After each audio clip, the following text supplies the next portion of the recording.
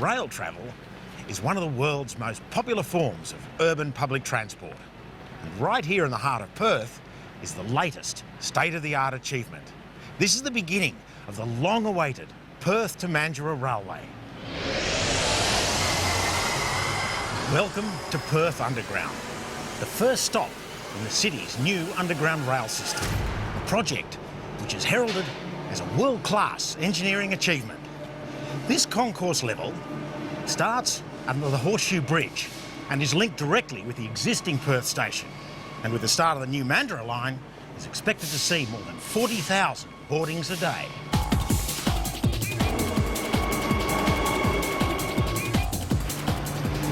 If you're my vintage, you'll probably remember Mandurah as a sleepy holiday town. Great fishing, easy to catch crabs, sandy beaches, but all about 2 hours away. Now, just 48 minutes by train. The new track completes Perth's coastal link from Clarkson in the north all the way south to Mandurah, 105 kilometres in less than an hour and a half, whether it's peak hour or not. This is the 12:05 service from Perth Underground, which links through the tunnel to Esplanade Station, and from there, it's on to Mandurah. A journey we're going to be sharing with you for the next, 48 minutes.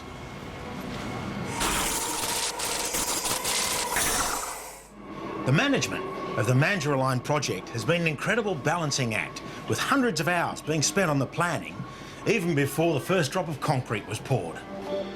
Giant building blocks were placed with a millimetre perfect fit.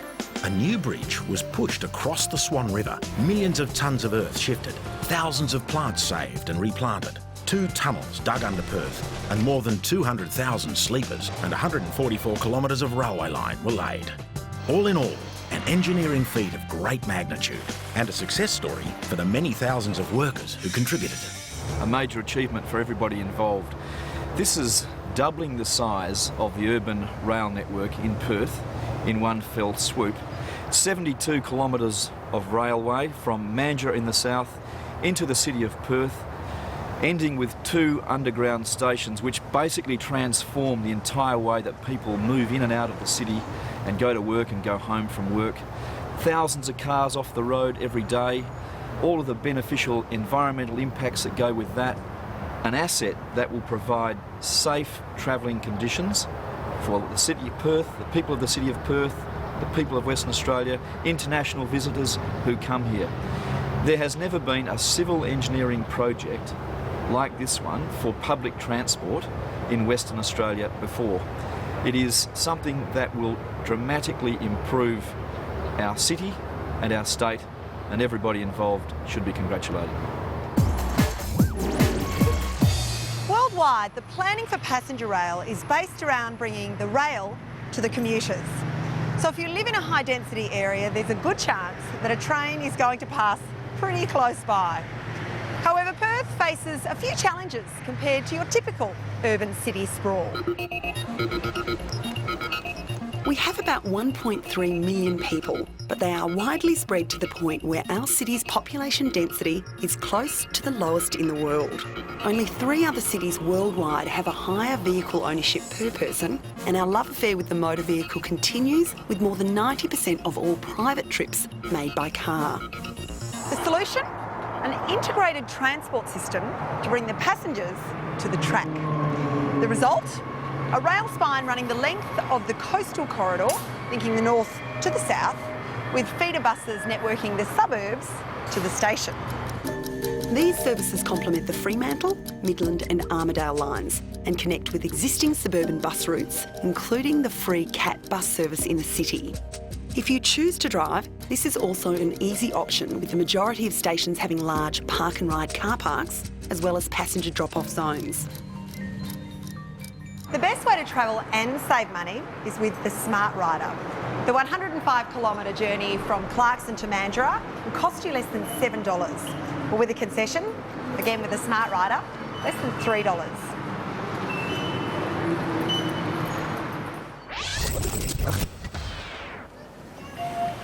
It's now 12:08 and we're at Esplanade Station. This station connects to the Esplanade busport and provides convenient access to St George's Terrace and the Perth Exhibition and Convention Centre. It's adjacent to the Swan River foreshore and will be a vital link to the proposed Mounts Bay development that will transform the foreshore into an entertainment and tourist hub. To get to Esplanade Station from Perth Underground, we've travelled 470 metres through the tunnel below William Street, an incredible construction project which we'll explore after the break. Plus, pulling apart heritage buildings just to put them back together again.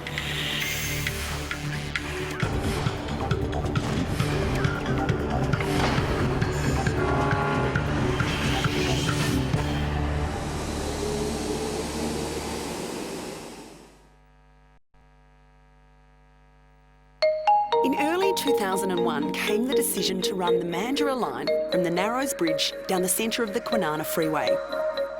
We had to present a journey that was better, or at least as good, as they could get in their motorcar. The plan would require the construction of 2 new tunnels under the city, connecting the Joondalup line with the new stations, the Perth Underground and the Esplanade. Now, right now, I'm in the heart of the city, in the Eastern Tunnel, and it's incredible to think, but about 15 metres or 5 stories above me is William Street.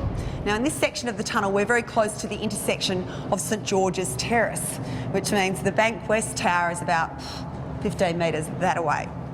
Now, the tunnel itself was constructed in 4 sections using a highly specialised tunnel boring machine that weighed in at around 300 tonne. It was about 9 metres long, about 7 metres wide, and it worked 24/7 during the tunnelling operation. The tunnel boring machine was built in Japan, shipped to Perth, then assembled down on the Esplanade. Ready to go, it was hoisted by crane, lowered into the launch box at the north end of the new Esplanade station, and began tunnelling its way to Rose Street, passing through Perth Underground on the way.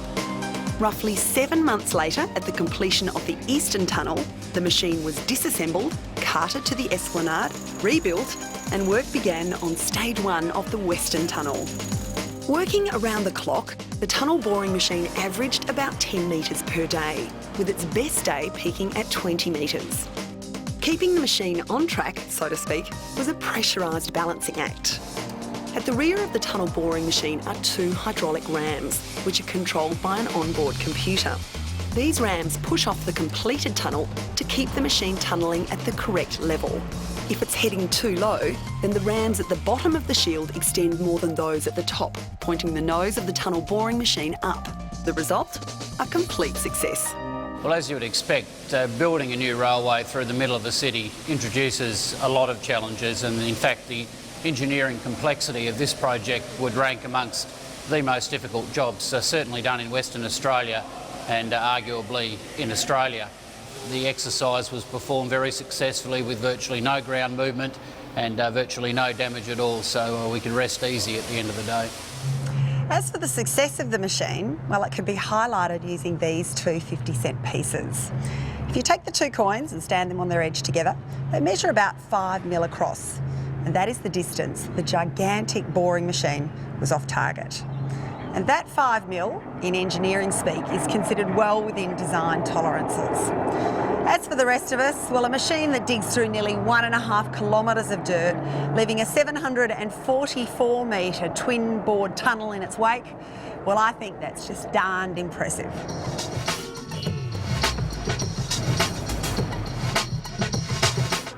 While the tunnel boring machine excavated dirt below the city, 24 hours a day, 7 days a week, a team of 15 people worked permanently on monitoring above ground movement.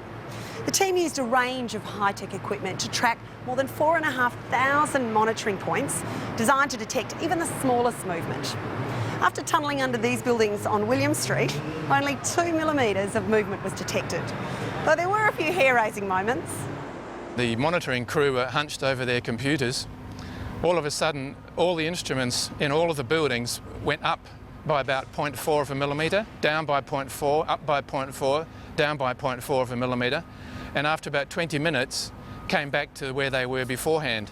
There'd been an 8.0 Richter magnitude earthquake in the Bandar Sea just north of Australia, and it had taken about 8 minutes for those earthquake waves to travel 5,000 miles down to Perth. We'd picked up the movement of those buildings from that earthquake, remote as it was.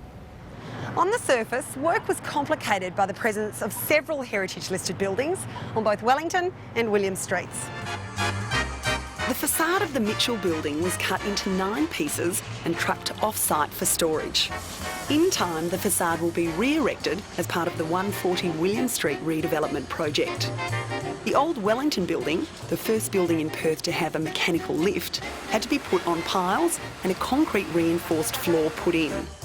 The Globe Hotel, built in 1884, is also being preserved in order to maintain these historic streetscapes. As with all projects, there were those incidents where the jaw drops and work stops. Saturday afternoon, merrily boring away down there. The first spoil that came out of the pile hole was dropped on the ground, and there it was, right in front of us, a child's boot from the 1800s and a bone. So, of course, again, where's the panic button? We had to notify the police, the museum, and a number of other regulatory authorities. We had 5 squad cars, 11 cops out on site. The area was all taped off, the site was shut down, the union were getting quite excited, and the bone went off for forensic testing. About 5 o'clock that night we got the word back, cow bone. The first 2 stops out of the city are Canning Bridge and Bull Creek. But to get this far, both the Narrows and Mount Henry bridges needed a major overhaul, marking the beginning of when thousands of Perth motorists started to experience the construction firsthand as they made their way along the Kwinana Freeway. This is the northbound Narrows Bridge, and as it was originally built to carry cars, needed to be reinforced to take the trains heading to the city. As for the southbound trains, a new rail bridge was constructed in the 6-metre gap between the 2 Narrows traffic bridges. With the trains being 2.9 metres wide and requiring a minimum of 4 metres for the line, it was an ideal fit. Structural supports, known as piles, were driven into the ground under the river to support the new bridge. Once in place, massive 54-metre long U-shaped centre steel girders, weighing in at 94 tonnes each, were rolled out of the construction yard in Henderson and taken up the freeway. Over several weekends, the girders were lowered into place, a precision performance that couldn't be executed in high winds, with a result that was millimetre perfect. As work started on construction of the central corridor of the rail track, another major engineering challenge was being met at the Mount Henry Bridge. It's here that engineering expertise and lateral thinking solved what could have been one of the biggest headaches for the entire project: closing half the bridge. An innovative design solution meant a new separate structure was built on the western side of the existing bridge, which significantly reduced traffic disruption and disturbance to the riverbed. 26 sections, each 28 metres long and weighing 1,000 tonnes, took about a week to build, and using a system called incremental launching, were pushed over the river and supported by the new piers. To reach the piers, the orange nose is attached to the first segment and led the way slowly across the river. The sections were slid on Teflon pads to reduce friction. The crew at each load point prepared and placed each pad. Mount Henry and the Narrows weren't the only bridges constructed with consideration to minimum traffic disruption. Detours were set up on sections of the freeway as new overpasses were put in place. With all the bridges, the key factor was to ensure the traffic kept flowing. Our aim was to minimise or basically have no disruption for people, and where we could achieve that using existing road space, that was great. But in other areas we needed to provide temporary roads and provide other facilities to enable people to get where they're going. If we couldn't do that, we ended up having to provide advanced notification through advertising and that, so people could change their route.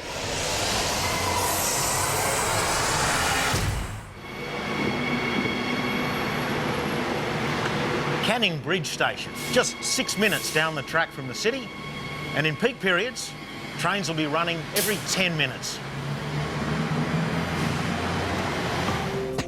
Alterations were made to the Canning Bridge bus station to link bus services to Curtin University and local feeder buses with the new train line. Existing platforms had to be raised a metre to match train floor levels. As with all stations, trains pass by the edge of the platform, allowing only about a matchbox width to spare. That's about 40 millimetres. So there'll be no worries about minding the gap, which makes for easy access for wheelchairs and gophers. We don't want stations that are designed to win design awards. We want stations that are functional, that have a high degree of amenity and are there for the benefit of the passengers. We have in this entry building here, we do things like put audio loops under the tiling, so people with hearing impairments and hearing aids can actually pick up the announcements. We have visual indicators for people with vision impairment. We have tactile indicators. We look at ramp systems and easy accessibility. We provide lifts at stations for people with any kind of physical impairment. And also we find that young kids and mothers with young babies and prams will use those facilities. So the PTA's approach really is, well, this is not just about people with differing abilities, this is about universal access. If you get it right for everyone, then everyone has a high level of amenity and access. Next stop, Bull Creek Station, just a further 3 minutes down the line and only 9 minutes from Perth. This station also has services every 5 minutes during peak periods. It's built on the south side of the Leach Highway Bridge, which crosses over the Kwinana Freeway. The location of each station and the distance between them is vital information which drivers know like the back of their hand. Driver recruitment and training began 18 months ago, and after the break, Pip tags along with one of the newest recruits.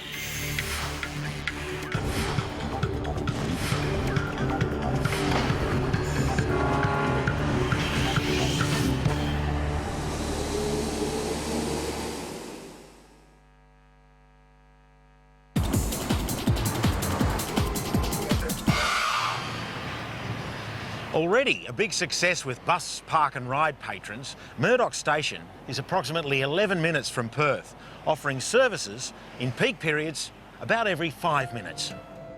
It's on the south side of the South Street Bridge over Kwinana Freeway. Murdoch Station will be an integral gateway for public amenities in this region, providing access to Murdoch University and both the Murdoch and future Fiona Stanley Hospital.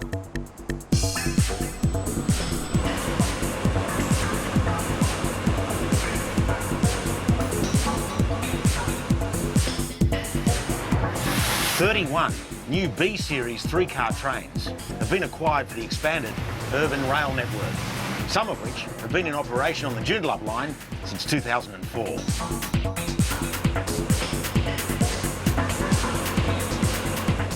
Built in Maryborough, Queensland, the new trains come with a $10 million price tag and a complex delivery system. The trains were towed across Australia on temporary standard gauge bogies to Perth. They were then fitted with the narrower 3-foot 6-gauge bogies, decked out with locally designed and manufactured seats, all ready to roll for the Metropolitan Rail system. Requiring 20% less electricity to operate than the A-Series trains and capable of travelling up to 130 kilometres an hour, these are definitely state-of-the-art. A far cry from Perth's first rail cars.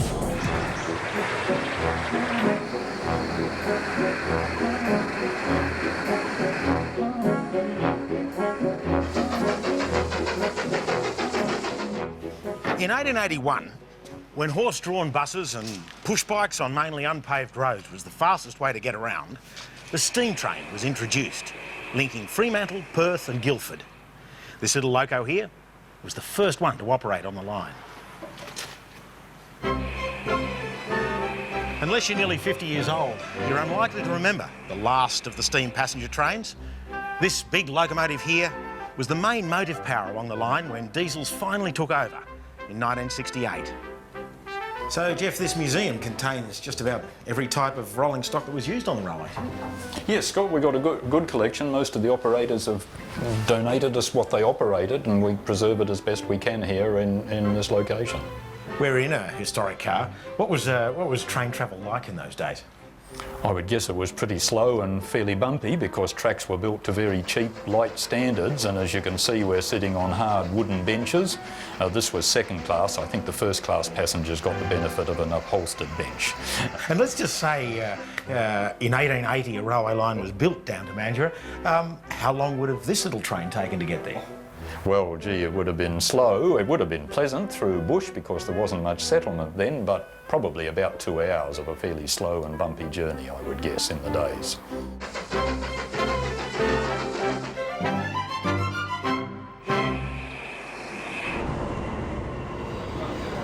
Driving a train is as much about familiarity with the track as it is with the train itself. To ensure the drivers are up to speed with the new line, special training sessions were conducted on the Public Transport Authority's train simulator. Now, because of the new Mandurah Line, you've required a lot more drivers. And I believe you've had a lot of interest from across Australia and around the world. What's your selection criteria for making you a good choice for a driver?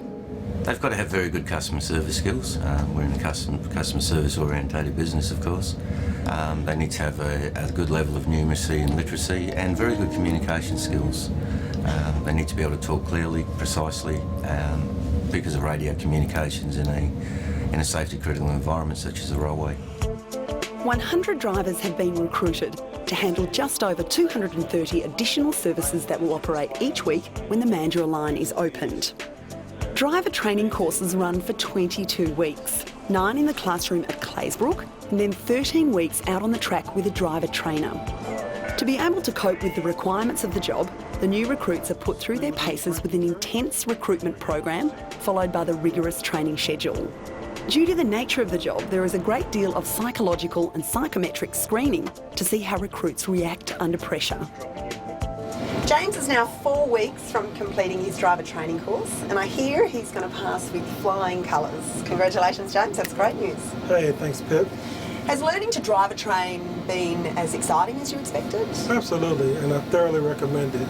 I mean, it fills a void that a lot of people may not even know exists, but I would highly recommend driving a train. It's a little bit more than put it in forward and let's go to the next station. There's a lot of things involved. And I hear that the driver trainers really do drill you. They're absolutely vigorous, but they're very good. And what's insightful to know is that they know everything that's happening without even looking. They're watching you drive, and they're totally dedicated to getting you across the line. Now, where are we now and where are we headed? Okay, Pip, well, I've shown you Murdoch. All right, next stop, Coburn Central.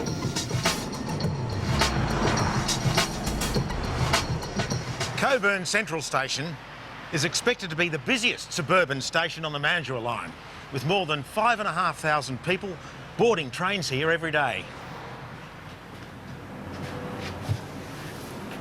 It's just 16 minutes from the city, and we'll see trains pulling in roughly every 5 minutes during peak periods. Built on the north side of the Belia Drive-Kwinana Freeway interchange, it's designed to fully integrate with the rapidly growing Coburn region and the new Coburn Central Town Centre development. It's also the last station from Perth in the middle of the freeway.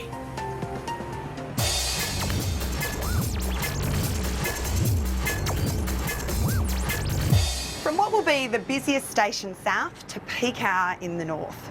It's almost hard to believe it was 15 years ago the Joondalup line was open. Like all great projects, it had its sceptics, but look at it now. It's the end of the morning peak hour and the train is still full of commuters as we belt down the centre of the freeway at 110 kilometres an hour. The Joondalup line has been so successful that the government has already ordered more rail cars to increase capacity during peak periods. So ladies, why do you like catching the train? Well, it's comfortable. I can breathe, relax. I'm not stuck in traffic. It suits me because of the convenience of actually arriving very close to where I work, and the time factors aren't too bad either. It gets me from A to B and it can't take any wrong turns. I don't get lost. It's a good start in the morning. It's quicker travel down this way rather than on the Mitchell Freeway, and obviously much cheaper.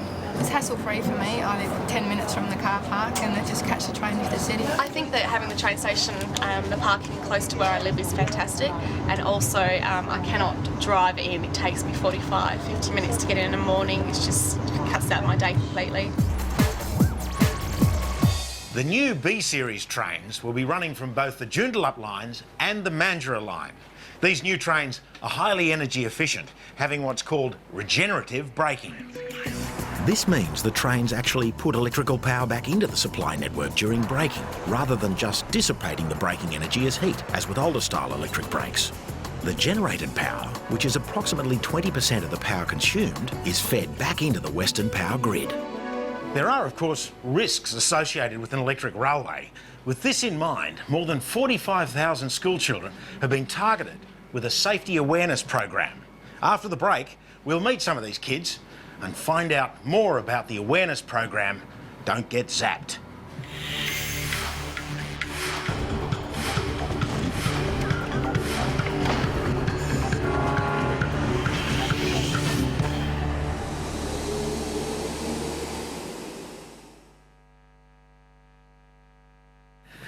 More than 250,000 concrete sleepers were supplied by a local manufacturer to build the track for the new railway. The old tradition of driving in the first spike on a new railway is no more than that, a tradition. Today, that back-breaking work has been replaced by highly automated and precise track-laying machines. The 45-metre-long rig was relentless, laying 10 350-kilogram sleepers every minute, amounting to a kilometre of track each day. The entire track-laying operation was carried out within the median of the Kwinana Freeway and the major roads to the south of the route, therefore requiring very few road support vehicles and hence minimal disruption to motorists. In the process, 27-metre-long pieces of rail were welded into 190-metre sections called strings for laying out on the sleepers.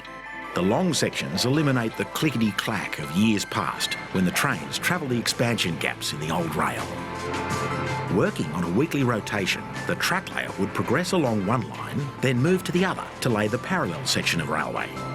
In all, over 65 kilometres of double track was laid between Perth and Mandurah using this technique. The track geometry is something that we have to take particular care of to make sure that the line is straight where it's supposed to be straight and curves constantly where it needs to curve. The ballast profile holds the concrete sleepers and gives it the lateral stability against buckling and other forces that would work against safety. And the overhead line also needs to be at good construction tolerances so that sparking doesn't occur of the overhead when the train shoots past at 130 kilometres an hour. Track laying down the centre of the freeway, along with environmental evaluation, resulted in Perth getting a set of blue masts, 230 of them to be precise. The objective was to reduce the visual impact of the masts along the river foreshore section. The median in this strip is narrower and therefore required a mast with a smaller base. Strength was paramount, so steel was used instead of concrete. Whilst the concrete masts are left in their natural state, as the maintenance would be too high to paint them, the steel poles came with a colour range. After much debate, blue was chosen as the best option to blend with the surroundings. Another engineering challenge came at the North Bridge end of the works, where the Mandurah Line and the Joondalup Line connect.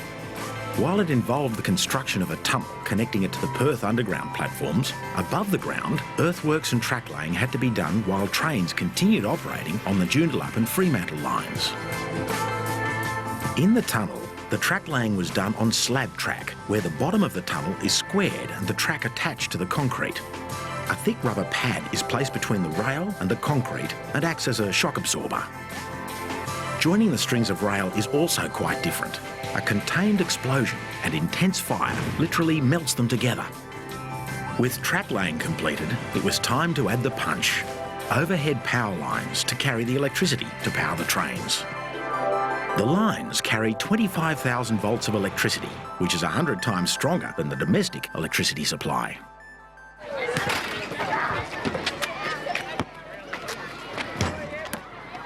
As with all modern electric rail systems, they are designed, installed and maintained for complete passenger safety. However, with such a large amount of electricity, it was essential to implement an extensive community awareness campaign, particularly for children. Mount Pleasant Primary School was just one of the 80 schools from South Perth to Mandurah targeted with the Don't Get Zapped campaign. Have you guys been learning a little bit about trains? Yes. Now, what sort of things have you guys been learning about trains? The overhead wires are live and dangerous all the time. If you get inside the fence, you could get zapped by the lines or maybe hit by a train coming the other way. Don't throw anything at the trains, otherwise it might cause an accident. If you have something tall like a fishing rod or a surfboard, you should carry it in front of you, otherwise the electricity might jump into it and you'll die.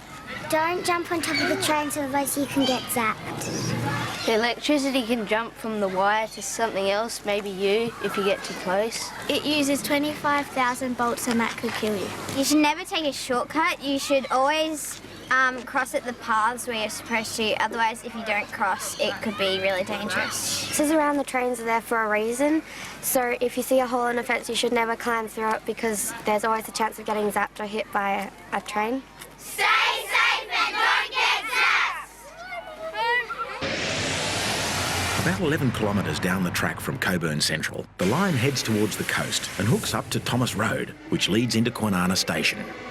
We're now about halfway to Mandurah, and one of the great benefits of this new line become apparent at this station with a travel time from Perth of only 23 minutes. The only way to beat the peak hour traffic is by helicopter, but you still have to get from the helipad to the city centre, so it's probably going to be a draw. That's if you hang the expense. Kwinana will be one of 2 stations in the area to be linked to the shopping centre and town centre by local bus routes. Taking the train line off the freeway and into the suburbs created the need for extensive community consultation and reassurance. Often, the new railway came close to existing houses. However, when planning a route through established suburbs, geometry was a key factor. The critical issue was the need to provide a 150-metre long platform on a dead straight section of track. Curved stations present significant problems, creating gaps between the carriage entry and the edge of the platform, and this is a major access consideration for people with disabilities. Of course, there are also limits as to how far a railway can curve. With these new B-series trains travelling up to 130 kilometres per hour, the maximum curvature of the track had to be strictly observed. Fitting all that into an established residential area required much research and resulted in one optimal path. With this rail project, we're recognising that Perth is now a big city and it's an international city. We want there to be this connectedness, this capacity for people to move freely around the city, to move between home and work and recreation very readily. So the rail is very much part of delivering that. It's more than just the transport corridor.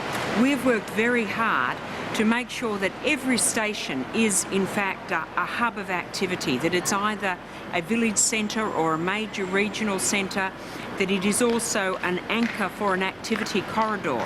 So it's really about making the city shaped in such a way that there is more activity, more diversity and less car dependence. 29 minutes from Perth and with services every 10 minutes during peak periods is Wellard Station. It's within the Wellard Village development south of Wellard Road and east of the existing Leader area. It's a model of the TOD, or Transit-Oriented Development Concept, which is designed to maximise access to public transport. Housing is built around the station, so most residents have no more than a 10-minute walk to catch the train. Good for your health, great for the environment.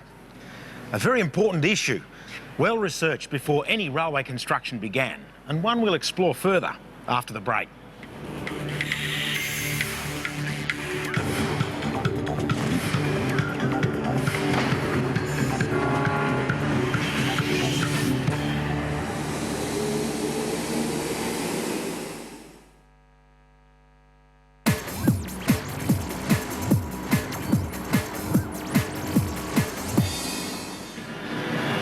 Rockingham Station is just 33 minutes from Perth and will also see trains running about every 10 minutes in peak periods. Located at Ray Road and Ennis Avenue, this station has a rapid transit bus system linking it with the city centre and other nearby facilities. The next station in the city of Rockingham is Warnborough at the intersection of Safety Bay Road and Ennis Avenue, and about 36 minutes by train from Perth. Warnborough is an area of great significance to the environment, so much care was taken to see that this would not be lost. Once the railway route had been selected, not a sod of earth could be turned until the entire project underwent intense environmental scrutiny. The environmental evaluation began about 10 years ago and involved consultants from a range of fields, as well as community groups. The process identified 231 species of flora, 68 of which were weeds, plus more than 200 species from the animal kingdom, all of which needed to be protected. Discoveries included flora of conservation significance near the Warnborough station. And this is where the conservation plan really swung into action. This is an area that's been reserved as an environmentally threatened ecological community, inside which is a series of very unique flora. So unique that this threatened ecological community resulted in a major change to plans. We came to an agreement with the conservation estate that we would preserve a small area of this unique community, we reorganised the area here that we're standing in, which is now the car park. So what we have here is less than a hectare, but it represents something which is over 7,000 years old. Thousands of grass trees and Zamia palms were removed from the rail alignment and transplanted to a holding property at Carnup, where they were nurtured for up to 2 years. Many were replanted in the same general area, or they were earmarked for other community projects. Just off Old Mandurah Road near Warnborough Station is the Children's Forest. Baldivis Primary School are the local custodians of this community project that aims to educate children on environmental awareness. More than 40 grass trees were relocated in the Bush Tucker Garden, as well as along the main driveway, all with great success. Overall, the revegetation of the Mandurah Line involved the collection of 315 kilograms of seed from up to 100 different local species and the planting of 427,000 individual seedlings.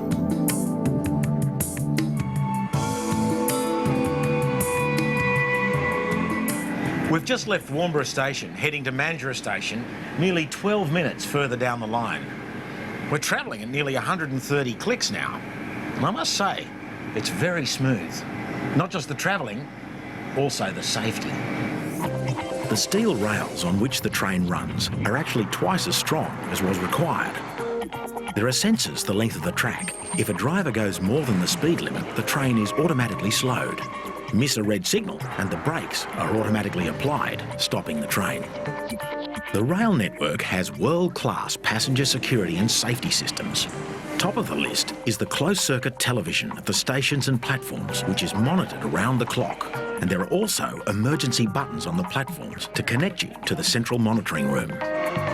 If you're waiting for a train late at night, it's a good safety tip to stand near one of the surveillance cameras. If you're in any danger, the control room will pick it up and help will be sent. Transit officers with the power to arrest are constantly moving along the line to ensure passengers travel in safety from start of service to the final train each night. And extra lighting has been installed at all the stations.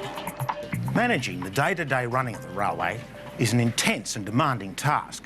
This is Central Train Control, the nerve centre of the Metropolitan Rail Network, where trains are monitored on this giant display board here. This is Warnborough, and our journey to Mandurah is tracked about here somewhere. And from this centre, train controllers are in constant liaison with drivers, keeping them updated with any changes to the schedule. Passenger safety and security has underpinned all of the planning on the new rail line, and it has been beefed up on all the other commuter lines, making this one of the safest rail networks in Australia. The highly sensitive and sophisticated security system is well advanced, and passengers can rest assured that their safety is a #1 priority. We followed this massive project all the way from the city, and after the break we cruise into our final destination, Mandurah, and showcase a few local artists on the way.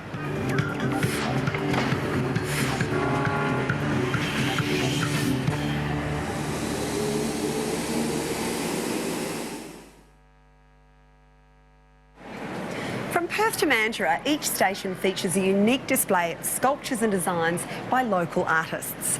This is the link to the concourse of Perth Underground, where the theme is wide open spaces and play on light. In keeping with the theme, these LED boxes are used to showcase different forms of motion and will illuminate various events across the year, such as the change in seasons. And so begins an eclectic mix of some fabulous art.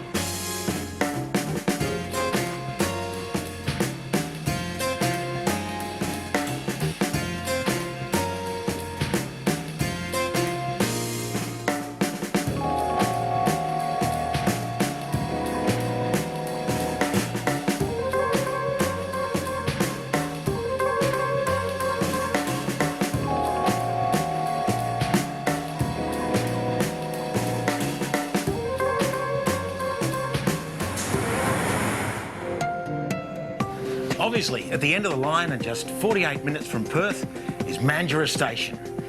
A smart rider can do the entire journey for under $7. And from here, you can catch a train every 10 minutes in peak periods. Having visited most of the new stations, the presentation and ease of access facilities are indeed impressive. So, with the Mandurah Line up and running from tomorrow, public transport in the greater metropolitan area enters a new era. Already, it's a standout as Australia's first fully integrated public transport system. Mandurah now virtually doubles Transperth's rail network, with the total weekday passenger trips on the urban rail system expected to grow by 68%, which will see over 170,000 daily boardings in 2008. The Mandurah Line is a world-class project. It is the largest single public infrastructure project in the history of Western Australia.